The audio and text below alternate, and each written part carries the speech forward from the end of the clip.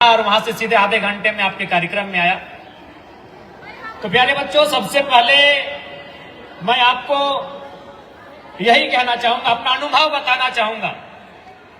क्योंकि आप किसी राज परिवार से नहीं है, आपके माता पिता किसी बड़े घराने से नहीं है, तो मैं आपको अपना अनुभव बताना चाहूंगा कि आज आपके सर ने मेरा तो बहुत लंबा परिचय दिया, लेकिन खैर हम लोग अभी बहुत कुछ करना है। हम लोग मानते हैं अभी हमने शुरुआत किया है, अभी तो कुछ किया ही नहीं है।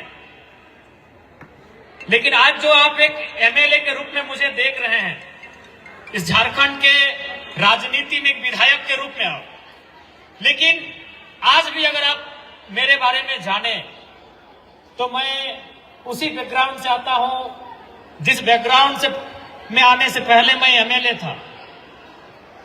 मेरे पिताजी का देहांत जब हुआ था, उस समय झारखंड अलग राज्य आंदोलन बहुत पीक टाइम था, 80-85 का वो टाइम था, और काफी नाकाबंदी हुआ करती थी। पुलिस के साथ हमेशा आमना सामना होता था आंदोलनकारियों का। उसी क्रम में एक लाठी हमारे पिताजी के सर पे लगी थी।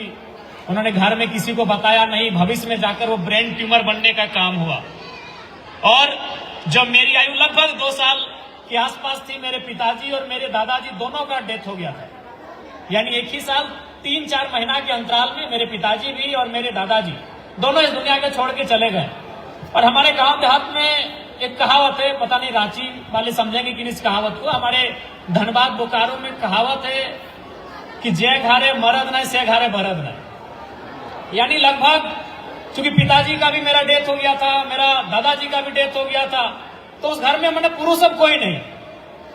मेरी माँ भी विधवा हो चुकी थी, मेरी दादी भी विधवा हो चुकी थी। हाँ, मेरे एक चाचा है, अभी भी जिंदा है, लेकिन दुर्भाग्य कहिए कि उनके दोनों आंखें जन्म से नहीं है, मैंने जन्मांध सुरदास है। तो इसीलिए कहावत है कि भाई गांव देहात में कि जय घारे मरद ना हो से घारे बरदो ना, क्योंकि हार के जो तो। और हम लोग जिस परिवार से आते हैं, मूल रूप से खेती बाड़ी करने वाला परिवार। हमारी माँ का उस समय उम्र मात्र 28 साल था, और उससे भी बड़ा दुख का बात क्या था कि जो मेरा छोटा भाई था वो माँ के कोख में था। मैंने दुख खत्म ही नहीं हो रहा। पिताजी उसी साल डेथ कर गए, दादाजी उसी साल डेथ कर गए, अगर चाचा भी है तो दोनों आंख उसका नहीं है, और छोटा भाई दुनिया में आया नहीं हो तो 4 या 5 महीना माँ के पेट में ही है। तो सोच के देखिए, उस परिस्थिति में मेरा परवरिश हुआ। लगभग पूरे 25 साल तक मैंने देखा अपनी माँ को हर उस काम को करते हुए जो एक पुरुष करता है, केवल हल चलाते हुए नहीं। क्योंकि हमारे समाज में ये मान्यता है कि एक स्त्री हल का बूटा को नहीं पकड़ सकती है। अगर ये बाध्यता नहीं होती तो शायद मैं अपनी माँ को देखता कि वो हल भी चला लेती। बाकी हर वो काम को मैंने अपने माँ को करते हुए देखा जो एक पुरुष कर सकता है। और आज बिल्कुल मेरा यहाँ आना एक आश्चर्यचकित घटना है कि जरा माँ, तो जब हम पहली बार गिरिडीह जिला के दिशा की मीटिंग को अटेंड करने गए थे, उस मीटिंग में उस जिला के सभी विधायक होते हैं। गिरिडीह जिला के 6 विधायक, कोडरमा के सांसद, गिरिडीह के सांसद, और उस जिला के जितने भी पदाधिकारी हैं, चाहे आईएएस रहे, आईपीएस रहे, सभी मीटिंग में आते हैं। उस मीटिंग का नाम दिशा है। जब मीटिंग खत्म हो गई तो उस समय जो जिला के उपायुक्त थे नमन लकड़ा, जो आपके रांची के ही है, नमन जी हमारे सामने आए और उन्होंने एक ही सवाल किया कि हु इज जयराम महतो। सब चले गए, हमको बैठा के पूछे कि भाई कैसे।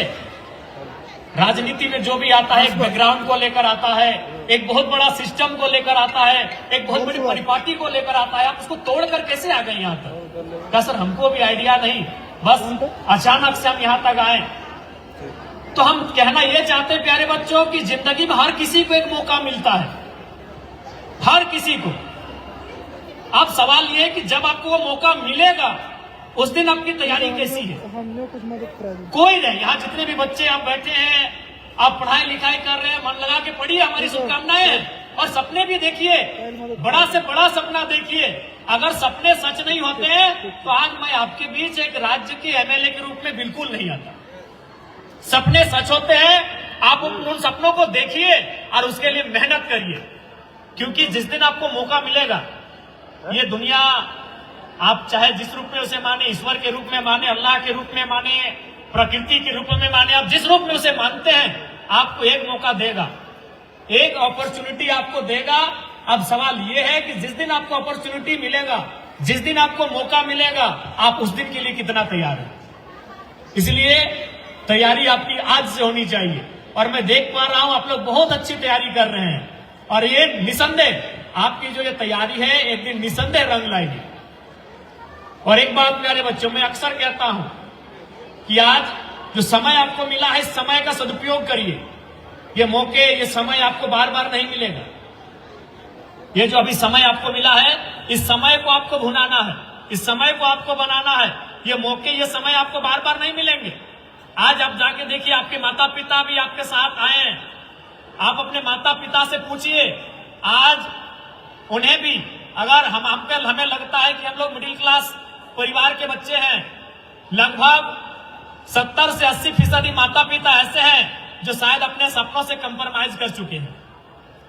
इसलिए कंप्रोमाइज कर चुके हैं कि शायद उनका जब समय था, जैसे आज आपका समय है, जब उनका समय था तो शायद उनको कोऑपरेट नहीं मिला होगा उनके परिवार से। उनके माता पिता, जैसा आज आपके माता पिता आपको कोऑपरेट कर रहे हैं, आपको विद्यालय भेज रहे हैं, आपकी हर एक जरूरत की चीजों को पूरा कर रहे हैं। आपको किताबें चाहिए, किताबें हाजिर, आपको पुस्तकें, आपको बैग चाहिए, आपको कपड़े चाहिए, आपको जो भी सामग्री चाहिए, जो भी सामान आपको चाहिए वो हाजिर हो जा रही है। लेकिन आपके माता पिता से पूछिए, जब वो आपके जैसे थे, जब उनके पास मौका था अपने सपनों को गढ़ने का, लेकिन शायद वो अपने सपनों को गढ़ नहीं पाए क्योंकि उनके माता पिता का सहयोग उनको नहीं मिला है। इसलिए आप जितने भी छोटे छोटे भाई बहन जो आज इस विद्यालय में पढ़ाई करने आए हैं, एक बात स्पष्ट जान लीजिए कि आज जो आप इस विद्यालय में आए हैं वो केवल आप अपने सपनों को पूरा करने के लिए नहीं आए हैं, आप अपने साथ साथ अपने माता पिता के उन अधूरे सपनों को भी पूरा करने के लिए आए हैं जिन्होंने अपने समय में देखा था।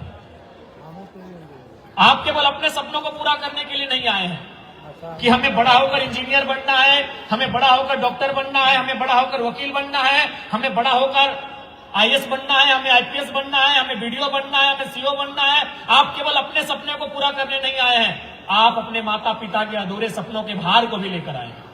चूंकि हमने देखा अभी आप लोग जो प्रस्तुति कर रहे थे उसमें सभी खिलाड़ी थे, तो चूंकि आप खेल को समझते हैं तो हमें खेल से ही आपको उदाहरण देंगे।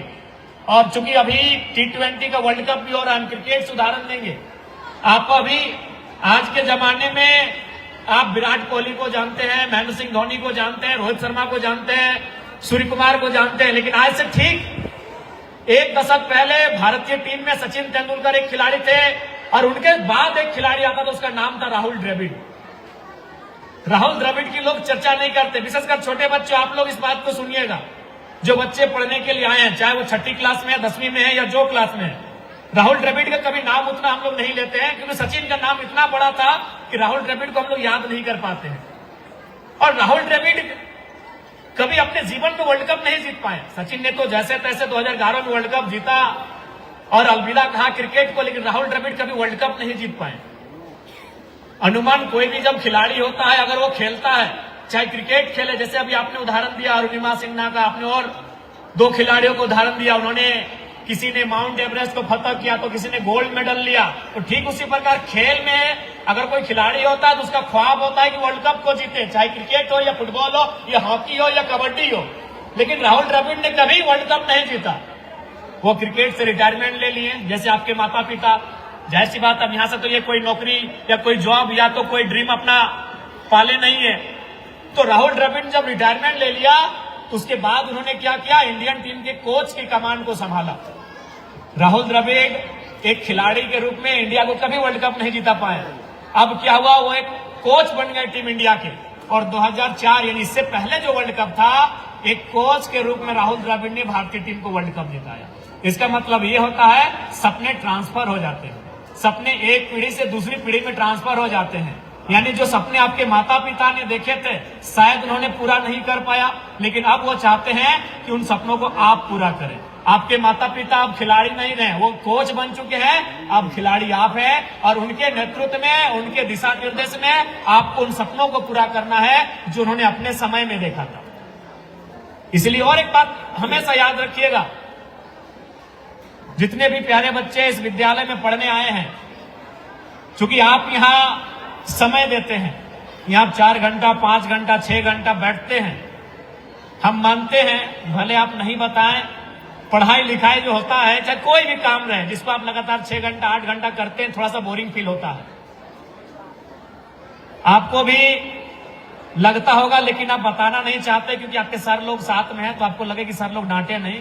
हर किसी को ऐसा लगता है कि भाई रोज 6 घंटा एक ही बेंच में बैठना, एक ही ब्लैक बोर्ड को देखना, वही सर रोज आते हैं, वही सर लिखाते हैं, तो कभी कभी ये चीजें आपको लगता होगा कि शायद हम उब रहे हैं। लेकिन एक बात याद रखिएगा, दुनिया के एक बहुत बड़े मुक्केबाज थे, उनका नाम था मोहम्मद अली।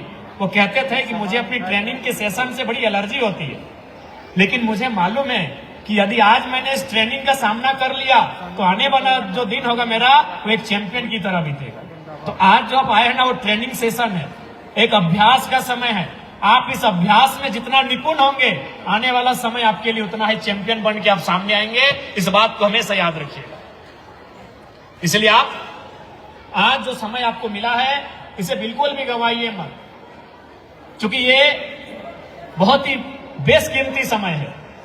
और कहते हैं कि आज शिक्षा एक ऐसा हथियार है जो सही मायने में हमारी आज की परिस्थिति है उसको बदल सकती है। आप अभी अरुणिमा सिन्हा का पाठ आप सबों ने किया एक एक्ट के माध्यम से, आपने पढ़ा होगा या फिर उसके बारे में जाना होगा कि किस प्रकार से वह ट्रेन में सफर कर रही थी। और शायद उस समय हमें लगता है उसका जो ड्रीम था वो शायद एक सीआईएसएफ या कोई भी डिफेंस लाइन की तैयारी करना था। लेकिन जब ट्रेन में वो जाती है, कुछ चोर उसके सामने आते हैं, उसके गले में शायद कोई चेन था, उसे छीनने का प्रयास करते हैं और उसी क्रम में उसको धक्का दे देते हैं। वो ट्रेन से नीचे गिर जाती है, उसके दोनों पांव कट जाते हैं। 3-4 दिन बाद या फिर काफी दिनों के बाद जब उसको होश आता है दिल्ली के एक अस्पताल में, और वो देखती है कि मेरे दोनों पांव कटे हुए हैं, तो रोते रोते रोते अपने आप से एक ही कहती है कि यदि आज मैं जिंदा हूं तो इतिहास बनाने के लिए जिंदा हूं। और जिसका दोनों पांव नहीं था, उसने माउंट एवरेस्ट की ऊंची चोटी को चढ़ के दुनिया में इतिहास बनाने का काम किया। तो आप तो खैर उससे बढ़िया हैं, उससे तगड़े हैं, उससे सक्षम हैं। अगर आप चाहेंगे तो सोच के देखिए इस जग में आप कितना बड़ा काम कर सकते हैं, है कि नहीं। अरुणिमा सिन्हा का दोनों पांव नहीं था, अभी आप लोग देख रहे थे ना बच्चा लोग। अरुणिमा सिन्हा के बारे में आपके बहन लोग, भाई लोग जो यहाँ एक्ट आपको दिखाए, तो उसका कहानी क्या है, उसका दोनों पांव कट गया था। और वो क्या काम की, पारसनाथ पहाड़ नहीं, हिमालय की सबसे ऊंची चोटी माउंट एवरेस्ट जो होती है उसकी चढ़ाई को उसने चढ़ने का काम किया। तो आप उससे बहुत अच्छे हो, आप उससे तो कम से कम हर तरह से फिट हो, तो सोच सकते हैं उसके हौसले ने उसको कहां तक पहुंचाया।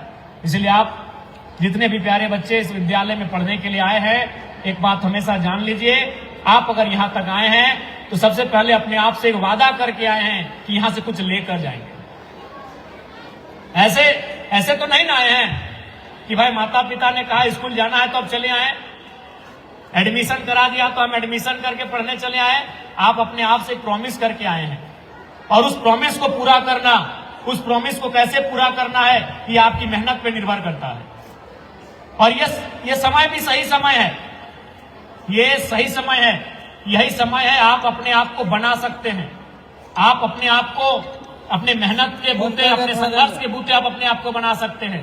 इसलिए आप तमाम प्यारे बच्चों को हमारी शुभकामनाएं रहेंगी, और साथ ही साथ हम आपसे यही कहेंगे कि मन लगाकर आप पढ़ाई करिए और अपने माता पिता के अधूरे सपने को और आप अपने सपने पूरा करिए, क्योंकि ये समय अगर चला जाएगा तो फिर आपको बड़ा पछतावा होगा। और एक बात हमेशा याद रखिएगा कि यदि आज आप जो मौका आपको मिला है, जो मंच आपको मिला है, यदि आप कुछ करने से चूक जाते हैं तो कम से कम आप एक पीढ़ी पीछे चले जाएंगे। यदि आप कुछ करने से चूक जाते हैं तो याद रखिएगा कम से कम आप एक पीढ़ी पीछे चले जाएंगे।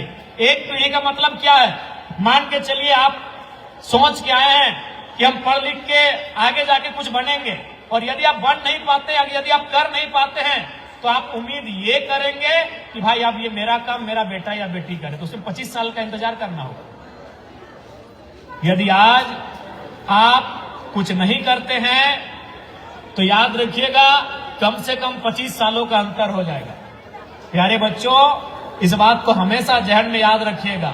इसीलिए ये जो समय आपको मिला है, कुछ बड़ा करने के लिए मिला है। आप जो अपने आप को तपा रहे हैं, आप जो तपस्या कर रहे हैं, पढ़ना, मैं मानता हूं कि जो शिक्षा ग्रहण करना किसी तपस्या से कम नहीं है। एक साधु जितना निर्जन पहाड़ों में, पर्वतों में तपस्या करता है ना, उससे ज्यादा कठिनाई होती है लगातार 10 वर्षों तक, 12 वर्षों तक विद्यालय में पढ़ाई करना।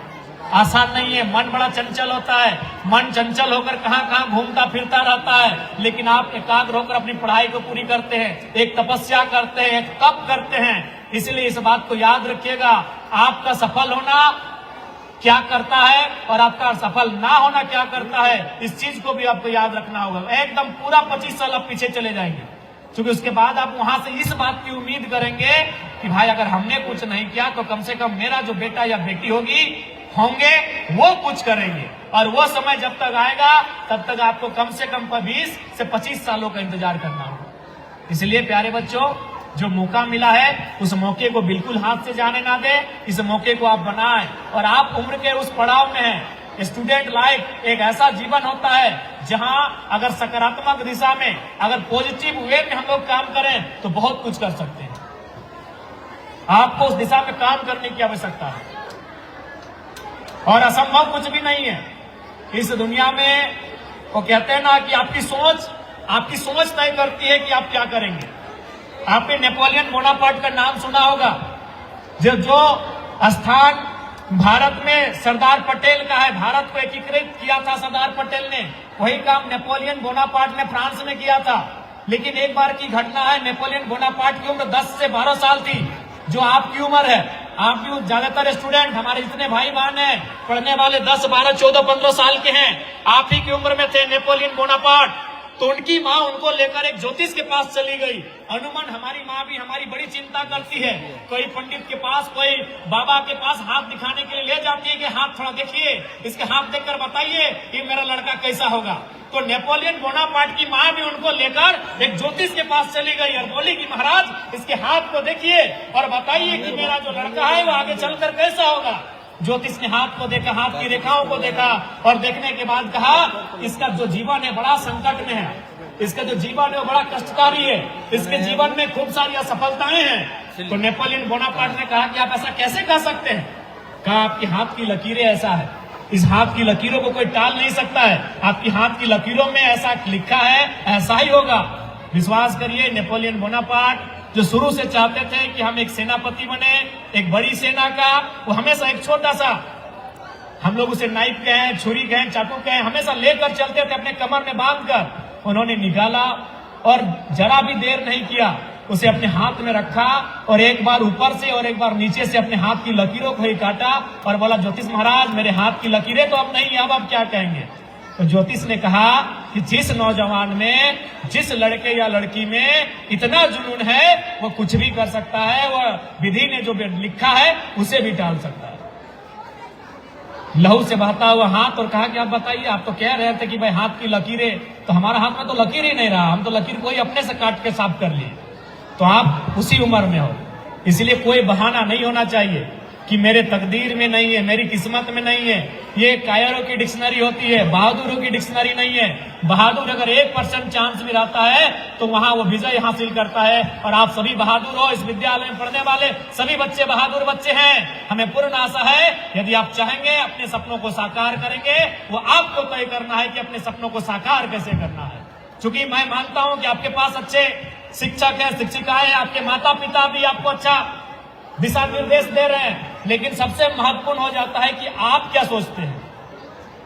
आप क्या सोचते हैं अपने बारे में। आप अगर अपने बारे में सोचते हैं बेहतर, तभी बेहतर होगा।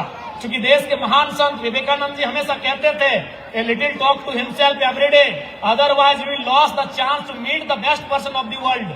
आप दिन में एक बार खुद से बात कर लिया करो, नहीं तो दुनिया के सबसे अच्छे इंसान से मिलने का मौका गवा दोगे। इसलिए प्यारे बच्चों, हमेशा याद रखिए, चाहे वो आपके शिक्षक हो, आपके माता पिता हो या कोई और हो, जो आप अपने को समय दे सकते हैं वह समय आपको कोई नहीं दे सकता है। यदि आपकी माँ यहाँ बैठी है तो इस बात के लिए तसल्ली नहीं रखिए कि वो मेरी माँ है, उसका समय सिर्फ मेरे लिए है।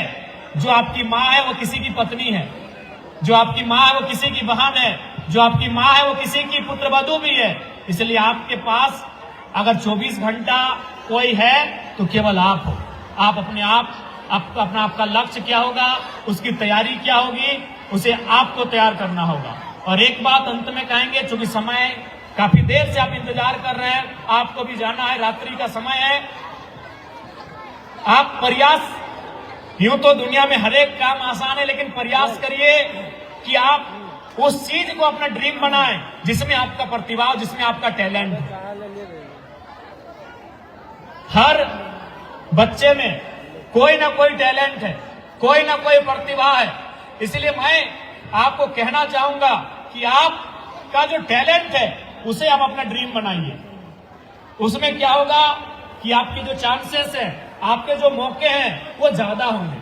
आप सचिन, मैंने सचिन का नाम लिया था, आपको याद होगा, जो आप नहीं जानते हैं कि आपके बड़े जानते हैं, आपके विशेषकर चाचा लोग जानते होंगे, आपके पिताजी लोग जानते होंगे, क्योंकि माँ लोग भी उस समय क्रिकेट की शौकीन नहीं थी।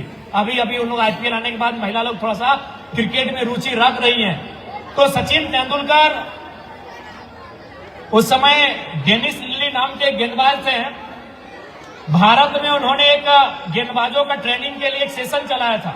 सचिन गए कि हमको बॉलर बनना है, तो लिली साहब ने 2-4 दिन उनको प्रैक्टिस करवाया और बोला कि सचिन एक काम करो, तुम बॉलर मत बनो, तुम जाके बैटिंग में अपना कैरियर बनाओ। तुम्हारा टैलेंट बैटिंग में है, तुम्हारा ड्रीम बॉलिंग है, तुम बॉलर बनना चाहते हो, तुम्हारा ड्रीम है, अच्छी बात है, तुम्हारा सपना है गेंदबाज बनने का, लेकिन मैं तुम्हें सलाह देता हूं, तुम्हारा टैलेंट बैटिंग में है, तुम बैटिंग करो और उसे अपना ड्रीम बनाओ। अगर सचिन बॉलर बन जाते जो उनका सपना था, तो हमें लगता है कि 1980-90 के दशक, सचिन ने तो खेलना है शुरू किया 1990 से। उस 90 के दशक में भारत की, पूरे एशिया की सरजमी में, खासकर हिंदुस्तान की सरजमी में बहुत कम ऐसे तेज गेंदबाज थे। ऊपर से 5 फुट 2-4 इंच की हाइट थी उनकी। एक गेंदबाज के रूप में शायद सचिन उतना सफल नहीं हो पाते हैं जितना आज वो बल्लेबाज के रूप में हुए। इसका मतलब ये है कि सचिन का ड्रीम था गेंदबाज बनना, लेकिन टैलेंट था बैटिंग में। उन्होंने अपने ड्रीम को नहीं, अपने टैलेंट को, किसी ने सलाह दिया कि तुम टैलेंट को पकड़ो। ड्रीम तुम्हारा अच्छा बात है कि तुम्हारा ड्रीम है बॉलर बनना, लेकिन तुम्हारा टैलेंट है बैटिंग करना, तुम अपने टैलेंट को तैयार करासो। और आज देखिए, हमें लगता है कि जब तक क्रिकेट रहेगा सचिन का नाम रहेगा। इसलिए प्यारे बच्चों, आपके अंदर जो टैलेंट है, आपके अंदर जो प्रतिभाएं हैं, उस प्रतिभा को आप तराशो और उस पर मेहनत करो, लगातार मेहनत करो, इतना मेहनत करो कि उस फील्ड में आपके सामने आके कोई खड़ा ना रहे। आप इतना मेहनत करो कि उस फील्ड में आपके सामने आके कोई खड़ा ना रहे। आप इतना मेहनत करो, चाहे कोई भी सेक्टर रहे। मैं बार बार कहता हूं कि यदि आप 6 घंटा पढ़ने में समय दे रहे हो, तो कम से कम आपको इस पढ़ाई के क्षेत्र का एक्सपर्ट होना चाहिए। यदि किसी को 6 घंटा पेंटिंग में समय लगता है कि मुझे पेंटिंग अच्छा लगता है, तुम 6 घंटा पेंटिंग में दो, लेकिन शर्त यह है कि कम से कम रांची जिला में तुम्हारे जैसा कोई दूसरा पेंटर ना हो। तुम्हें अगर दौड़ना अच्छा लगता है, तुम दौड़ो, रोज सुबह दौड़ो, 6 घंटा दौड़ो, लेकिन शर्त है रांची में तुम्हारे जैसा दूसरा दौड़ने वाला नहीं होना चाहिए। यदि तुम्हें तैरना अच्छा लगता है, तुम तैरो। यदि तुम्हें तैरना अच्छा लगता है, तुम तैरो, लेकिन 6 घंटा से 10-7 घंटा 5 घंटा तैरो, लेकिन शर्त यह है कि इस जिले में, इस राज्य में तुमसे बेहतर कोई तैराक नहीं होना चाहिए। हर एक क्षेत्र में, हर एक फील्ड में कैरियर है, जो आपके सपने हो सकते हैं, उनमें आप मेहनत करो, लेकिन शर्त यह है कि आपको उस फील्ड का एक्सपर्ट बन के बाहर आना होगा। आपको पहाड़ चढ़ने का मन करता है, रोज चढ़ो, किसने मना किया है? 6 घंटा पढ़ते हो, 6 घंटा पहाड़ चढ़ो, लेकिन शर्त यह है कि आपसे बेहतर कोई माउंटेनर नहीं होना चाहिए इस जिले में। और निमा सिन्हा कौन थी? पहाड़ चढ़ने वाली थी ना। आपको पहाड़ चढ़ने का मन करता है, पहाड़ चढ़ो, लेकिन लगातार अभ्यास करो। और अगर अभ्यास की बात करना है प्यारे बच्चों, क्योंकि कभी कभी हमें लगता है कि ये सवाल याद नहीं हो रहा है, 4 बार याद कर लिए, ये फॉर्मूला नहीं हम बना पा रहे, इस फॉर्मूले को भी हम 2 दिन ट्राई कर लिए, ये कविता मुझे स्कूल में याद करने के लिए सर ने दिया है, होमवर्क ये मुझसे नहीं हो रहा है, मैंने 2 दिन ट्राई किया, ये सवाल मुझसे नहीं बन रहा है, तो याद रखिएगा, यूसेन बोल्ट का नाम उस समय याद करिएगा। यदि आप 1 दिन 2 दिन में अपने सवालों से भागने लगते हैं, आपको जो आपके टीचर ने टास्क दिया है, चाहे वो मैथमेटिक्स का हो या साइंस का हो या सोशल साइंस का हो या हिंदी इंग्लिश की कहानियां हो या किताब की कविताएं हो, यदि आपको एक दिन, 2 दिन, 2-4 प्रयासों में ऐसा लगता है कि हमसे नहीं हो रहा है, तो आप यूसेन बोल्ट को याद करिएगा। उस शख्स ने मात्र 9 सेकंड दौड़ने के लिए प्रैक्टिस किया था, मात्र 9 सेकंड। अभी 4 साल बाद, 4 साल में एक बार यूसेन बोल्ट को 4 साल में एक बार दौड़ना है और प्रैक्टिस रोज। अभी कितना दौड़ना है? मात्र 9 सेकंड। आप सोच के देखिए, मात्र 9 सेकंड। बोल्ट को मात्र 9 सेकंड दौड़ना था और उसके लिए कितनी प्रैक्टिस, रोज प्रैक्टिस, मात्र 9 सेकंड के लिए। 100 मीटर की दौड़ कितने में? 9 कुछ सेकंड था यूसेन बोल्ट का, तो मात्र 9 सेकंड ही उसको दौड़ना था। 9 सेकंड हम अपना नाम लेंगे और 9 सेकंड खत्म हो जाएगा। आपका जो भी नाम है उस नाम को पूरा लेंगे, 9 सेकंड खत्म हो जाएगा। और उतना सोच के देखिए, वो मेंटली कितना प्रिपेयर्ड थे, मानसिक रूप से उन्होंने कैसी तैयारी किया था कि मात्र 9 सेकंड दौड़ने के लिए वह 4-4 साल तक प्रैक्टिस करते थे। तो इसलिए प्यारे बच्चों, बहुत सारी समस्याएं आएंगी, बहुत सारे बाधाएं आएंगे। उन बाधाओं से हारना नहीं है, उन्हें जवाब देना है, उन चुनौतियों का सामना करना है और उन्हें जवाब देना है कि आपकी इच्छा शक्ति के सामने आपकी मुश्किलें बहुत छोटी हैं और आपकी जो इच्छा शक्ति है आपकी मुश्किलों से बहुत बड़ी है, ये आपको बताना होगा। पुनः इस विद्यालय में जितने भी बच्चे पढ़ने आए हैं उनको हमारी खूब सारी शुभकामनाएं। आप लोग मन लगाकर पढ़िए और इस क्षेत्र में, इस जग में अपना रोशन नाम करिए। हमारी शुभकामनाएं, केवल शुभकामनाएं नहीं, कभी आपको मेरी जरूरत लगे, क्योंकि मैं इस राज्य का एक जनप्रतिनिधि हूं। भारत एक लोकतांत्रिक देश है और लोकतांत्रिक देश में जनप्रतिनिधि राज्य के, देश के संचालन में, विधि व्यवस्था के निर्माण में भूमिका का निर्माण करते हैं। अतः मैं आपका जनता का प्रतिनिधि हूं, मैं जनप्रतिनिधि हूं। अतः आपको कभी मेरी जरूरत लगे तो बेहिचक आप मुझे याद कीजिएगा, क्योंकि मेरा जो पहला लक्ष्य है वह शिक्षा पर है। बच्चे पढ़ेंगे तभी हमारा झारखंड आगे बढ़ेगा। आज मुझे विनोद बाबू की एक लाइन याद आती है, क्योंकि आप शायद बच्चे हैं, विनोद बाबू को आप जानेंगे, आपके माता पिता आपको बताएंगे उनकी कहानी। विनोद बाबू हमेशा कहते थे कि झारखंड राज्य तो हम अलग ले लेंगे, झारखंड राज्य आज अलग करे, कल अलग करे, अलग होगा। वो 1980 में अलग हो, 1990 में हो, 2000 में हो या 2020 में अलग हो या 2040 में अलग हो, झारखंड राज्य एक दिन जरूर अलग होगा। लेकिन सबसे बड़ा सवाल है, इसे चलाएगा कौन? विनोद बाबू हमेशा अपने सहयोगी के साथ, उनके सहयोगी कौन? अभी हेमंत सोरेन के पिताजी, हालांकि जूनियर, लेकिन उनके सहयोगी कहें शिबू सोरेन, निर्मल महतो, कॉमरेड ए के राय, अपने सहयोगी से हमेशा विनोद बाबू कहते थे कि झारखंड राज्य तो हम लोग ले लेंगे, आज ले, कल ले, परसों ले, राज्य तो ले लेंगे, इसे चलाएगा कौन? चलाने का मतलब था, उनको भी चिंता थी कि हमारे राज्य के नौजवान पढ़े लिखे कम हैं, शैक्षणिक संस्थाओं में, बड़े उच्च शिक्षाओं में उनकी भागीदारी बहुत कम है। आज भी अगर हम राज्य को तो ले लेंगे, लेकिन अधिकारी बनेंगे पटना के लोग, कलकत्ता के लोग, हैदराबाद के लोग, गुजरात से आए हुए लोग, तो अपने अनुसार राज्य को चलाएंगे। यदि झारखंड को झारखंडियों के अनुसार चलाना है तो आपको पढ़ लिख कर उन जगहों में भी आना होगा जिन जगहों से कार्यपालिका संचालित होती है। तो इसलिए अगर आप चाहते हैं आपका झारखंड आगे बढ़े, तो आपको भी आगे बढ़ना होगा और आपको उन जगहों में आना होगा जिन जगहों से इस राज्य के संचालन में एक भूमिका का निर्वहन होता है। इसलिए प्यारे बच्चों, हमारी शुभकामनाओं के साथ आप इस बात को एकदम ध्येय, एक संकल्प ले लें, एक प्रण ले लें। और आज महज एक कार्यक्रम नहीं, इन कार्यक्रमों को आप एक संकल्प के रूप में लीजिए, आप एक प्रण के रूप में लीजिए कि आपको बेहतर करना है। और छोटा बच्चा लोग, आप लोग को भूख लग गया है क्या? हाँ, खा के नहीं आए हैं?